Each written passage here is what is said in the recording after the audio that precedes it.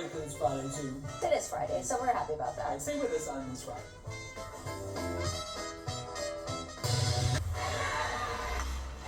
Center field, the game is over! Well, Massachusetts, just the latest team to feel the sting of the Bayonne Bees. The team winning their first game of the Little League World Series in walk-off fashion last night. The last time New Jersey captured the ultimate prize in Little League was in 1998. That Toms River team included former MLB player Todd Frazier. Bayonne's next game is tomorrow night against the Mid-Atlantic champions from Westchester, Pennsylvania.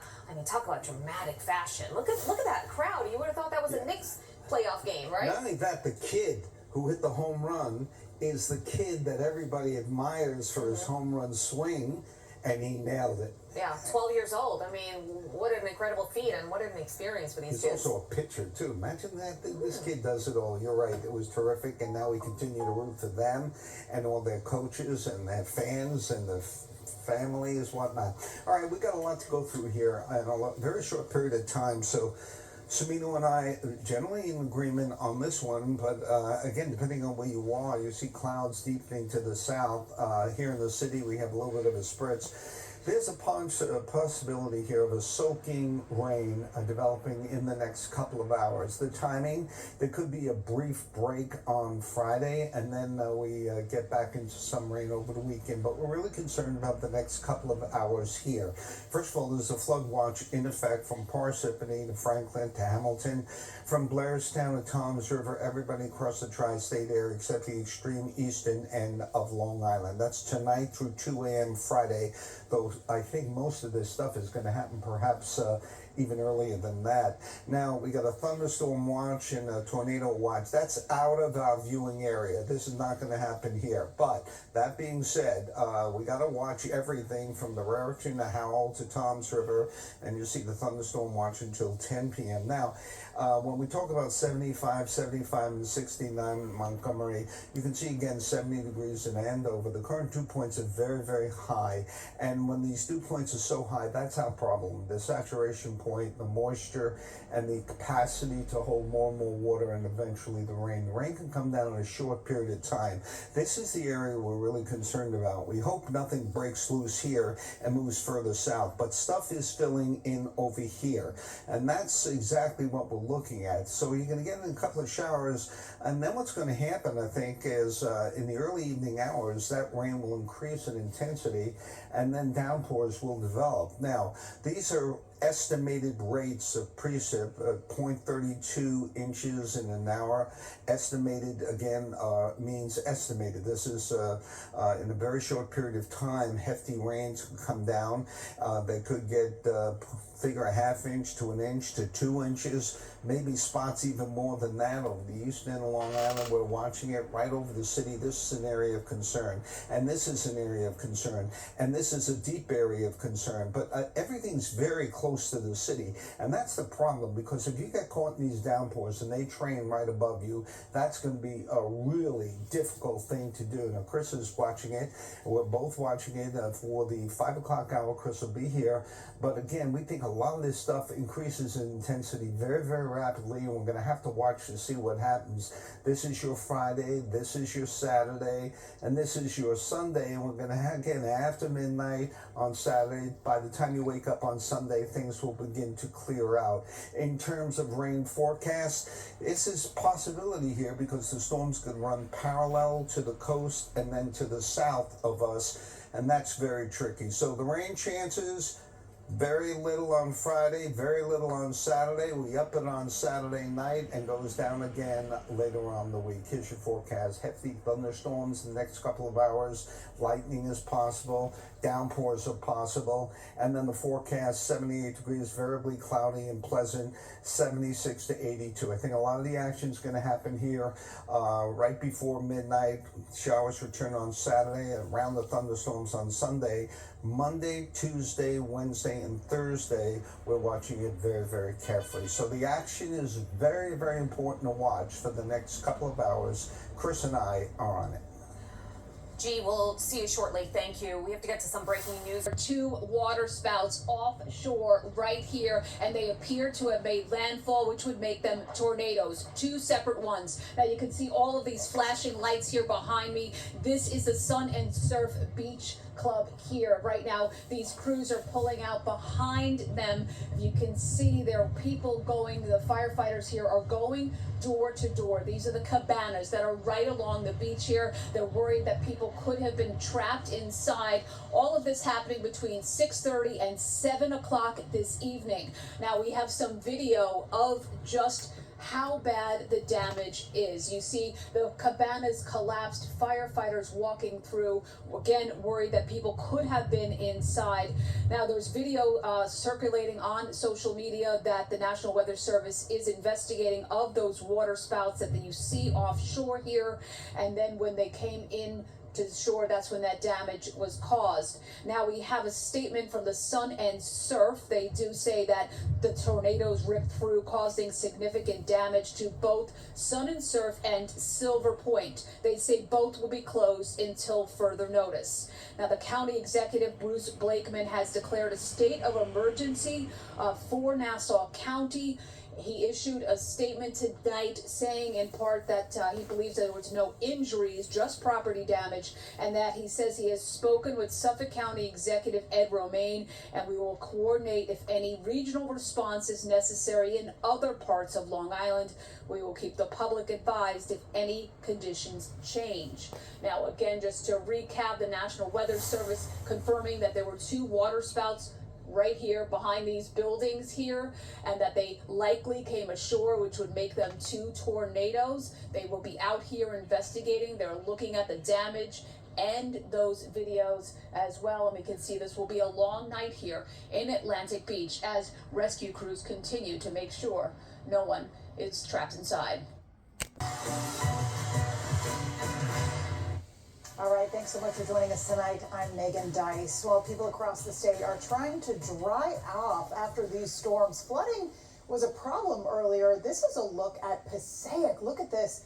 The mayor there filmed this video. You can see how the entire intersection was just filled with water there. And down in South Jersey, one viewer was able to capture this video. Look at that. You can see the clouds. Something appears to be forming there.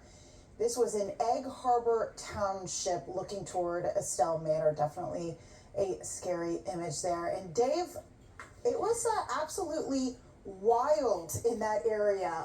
Very concerning. That particular storm at that particular time was tornado warned. So what we were looking at on radar was a pretty significant cell marching from the south and east up towards south and west up towards the north and to the east. And this little hook right here in between Corbin City and Estelle Manor, that had a rotation to it. In fact, we saw that on the radial velocities. Right here, we had the inbound and outbound, so there's inflow and outflow from that storm system. This is basically showing us on radar that winds were changing direction with height. What that means is we've got spin in the atmosphere, and we started to see some funnel clouds beginning to develop. The National Weather Service is going to send out survey teams to see if any of that damage was in fact tornado induced. Right now, things are beginning to quiet out. Looking at some really, or at least better weather conditions off to the north and to west. Skies are beginning to clear in portions of Morris County, Sussex, and Warren County. Even western Passaic County, the skies are beginning to clear with a little bit of rain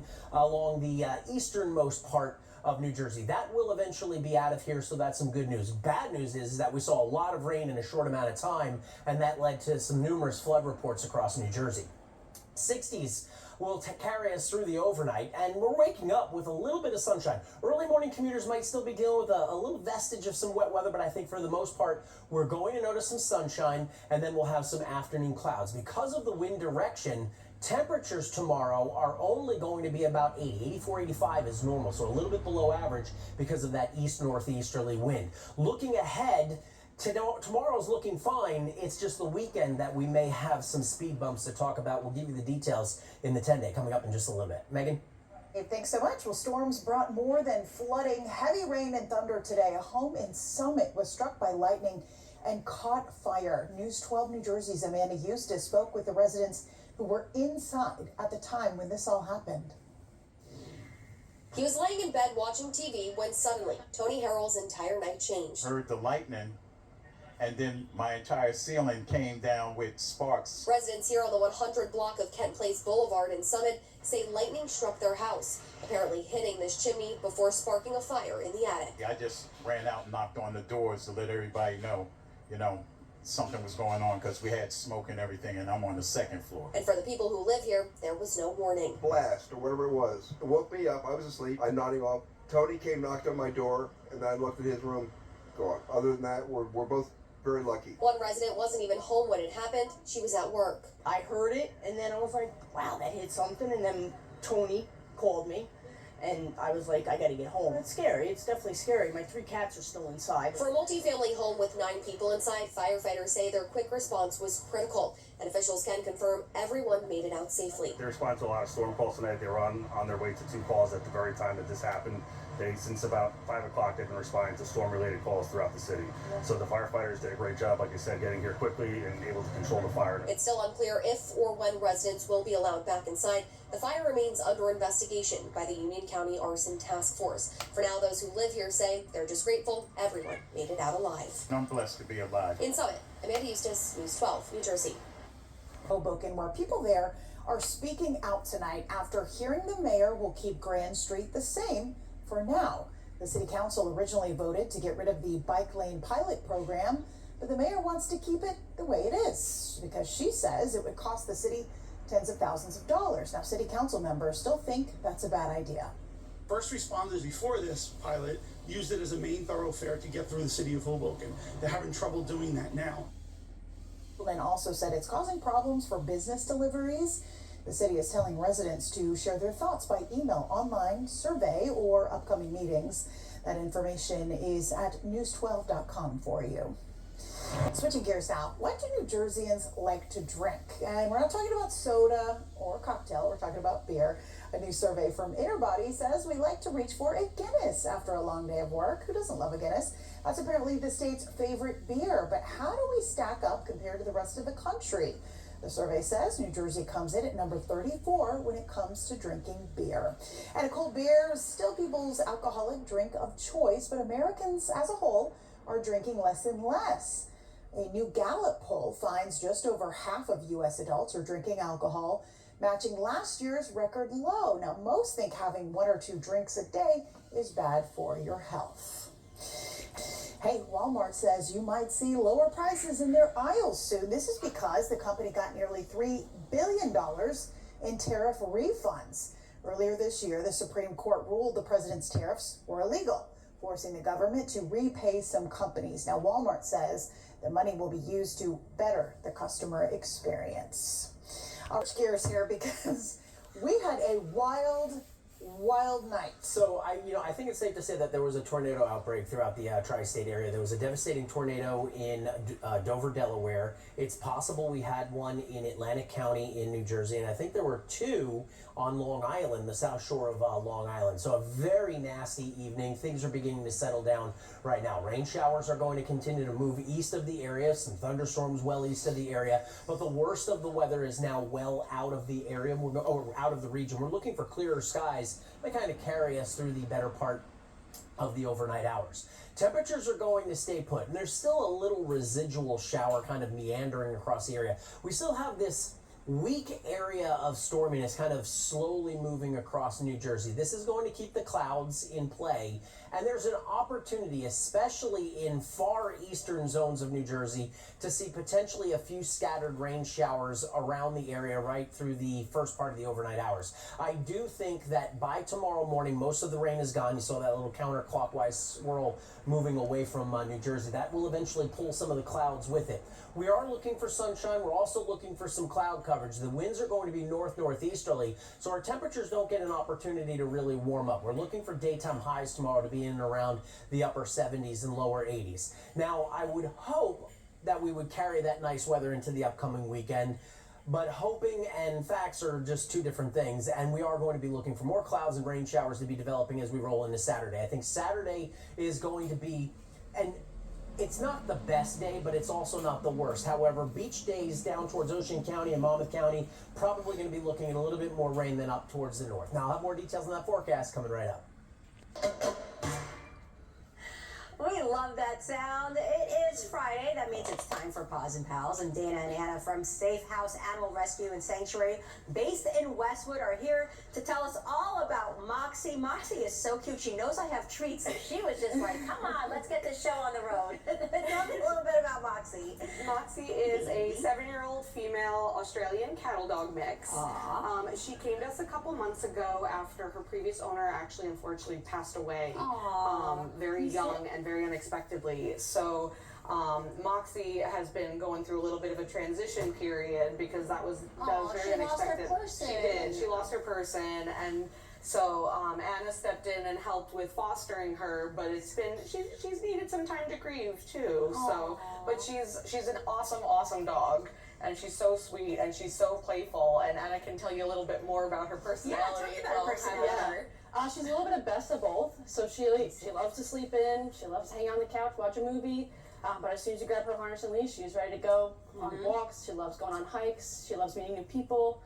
So she's just a little bit of best of both. She's good with other dogs? Oh yeah, she's great. I have 3 other dogs at home, and she does great with all of them. And what about...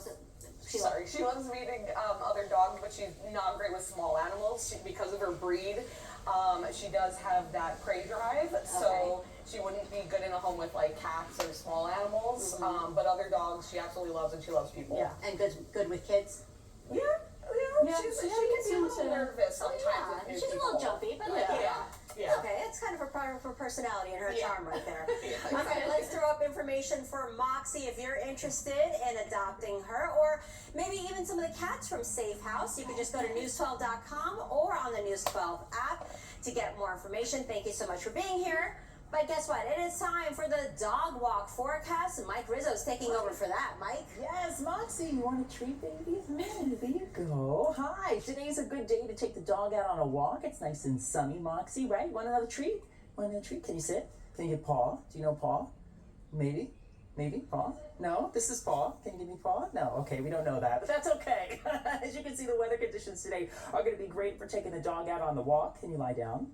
You do know that. Yes, you do. Yes, you do. Okay, come back over here, Moxie. Hi. Weather conditions are going to be generally sunny today. As conditions improve, she likes the camera. She's looking around. She's like, what's going on? But as you can see, going into the weekend, there's a chance for some showers. Moxie, come here, baby. Come sit with me. Come sit with me, baby. Come here. As you can see behind us in the 10-day forecast, weather conditions aren't going to be too bad at all. For the weekend, we do have overnight rain on Saturday into Sunday, but Sunday should be improving with sunshine and warmer weather by the mid-afternoon. That's it, baby. Hello.